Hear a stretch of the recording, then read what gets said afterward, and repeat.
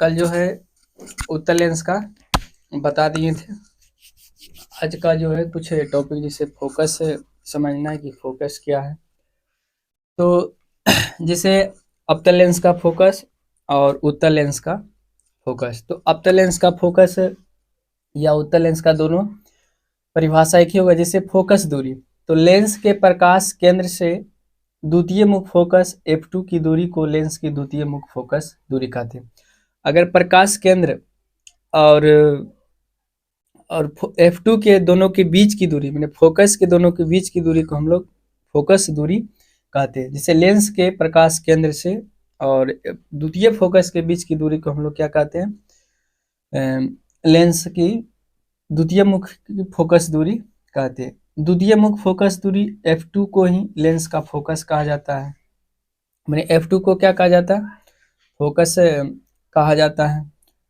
फिर द्वितीय मुख फोकस दूरी को ही लेंस की फोकस दूरी कहा जाता है और द्वितीय मुख फोकस दूरी को ही हम लोग क्या कहते हैं, लेंस की फोकस दूरी कहा जाता है। जैसे उत्तल लेंस है, तो लेंस के मुख अक्ष पर वह बिंदु जहां मुख अक्ष के समांतर किरण पुंज लेंस से निकलने के बाद अपसरित होता है।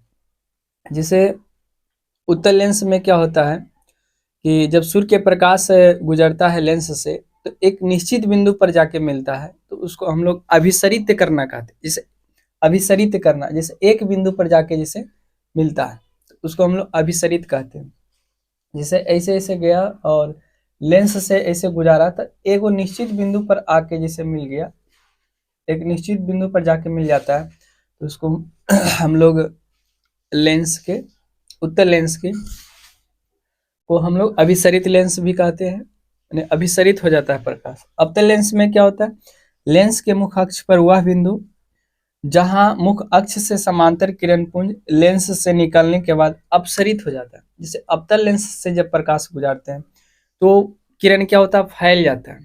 फैलने पर क्या होता है, तो उसको हम लोग अपसरित करना कहते हैं। क्या कहते हैं, अपसरित। और जब अपसरित होता है तो उसको हम लोग अपसारी लेंस भी कहते हैं। अवतल लेंस को अपसारी लेंस भी कहा जाता है। अब जिसको कुछ समझना है, जैसे फोकस दूरी क्या है, तो फोकस दूरी लेंस के प्रकाश केंद्र से और उसके फोकस की दूरी को ही, जैसे लेंस के केंद्र और फोकस के बीच की दूरी को हम लोग लेंस के फोकस दूरी कहते हैं। जैसे लेंस के प्रकाश केंद्र से और उसके फोकस की दूरी को ही हम लोग क्या कहते हैं, लेंस की फोकस दूरी कहा जाता है। उत्तल लेंस की फोकस दूरी धनात्मक होता है, अवतल लेंस की फोकस दूरी ऋणात्मक होता है। जिससे ध्यान देना है कि उत्तल लेंस जो है ना, उसका धनात्मक होता है और अवतल लेंस की फोकस दूरी ऋणात्मक होता है। प्रतिबिंब किसी बिंदु स्रोत से आती प्रकाश की किरणें एक निश्चित बिंदु पर मिलती है या मिलती हुई प्रतीत होती है, तो उसको हम लोग क्या कहते हैं, प्रतिबिंब कहते हैं। और जिससे समझना है कि प्रतिबिंब कितने प्रकार के होते हैं, तो दो प्रकार के होता है।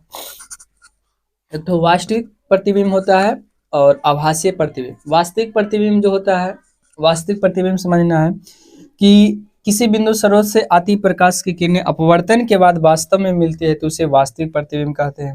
मैंने किसी बिंदु स्रोत से आती प्रकाश की किरणें वास्तव में मिलती है, तो उसको हम लोग वास्तविक प्रतिबिंब कहते हैं। और वास्तविक प्रतिबिंब जो है पर्दे पर प्राप्त किया जाता है। वास्तविक प्रतिबिंब वस्तु की अपेक्षा हमेशा उल्टा होता है। वास्तविक प्रतिबिंब जो है वस्तु की अपेक्षा क्या होता है, उल्टा होता है। तो वास्तविक प्रतिबिंब एग्जाम में पूछ सकता है। अब जैसे समझना है कि पूछ देगा कि वास्तविक प्रतिबिंब पर्दे पर प्राप्त किया जा सकता है, पर्दे पर प्राप्त नहीं किया जा सकता है, इनमें से दोनों या डी, इनमें से कोई नहीं। तो याद रखना कि वास्तविक प्रतिबिंब पर्दे पर प्राप्त किया जा सकता है। वास्तविक प्रतिबिंब वस्तु की अपेक्षा हमेशा उल्टा होता है।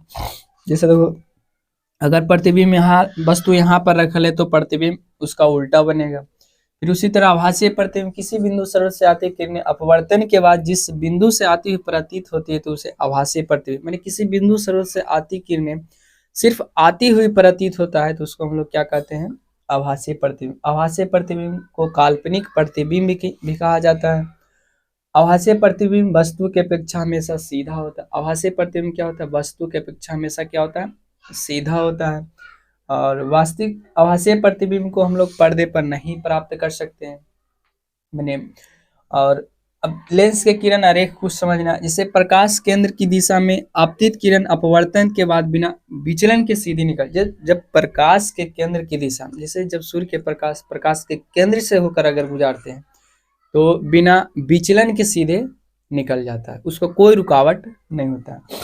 जब हम किरण को मुख्य अक्ष के समांतर अगर गुजारते हैं तो उत्तल लेंस से फोकस से गुजरती है, अवतल लेंस में अपवर्तन के बाद आती हुई प्रतीत होती है।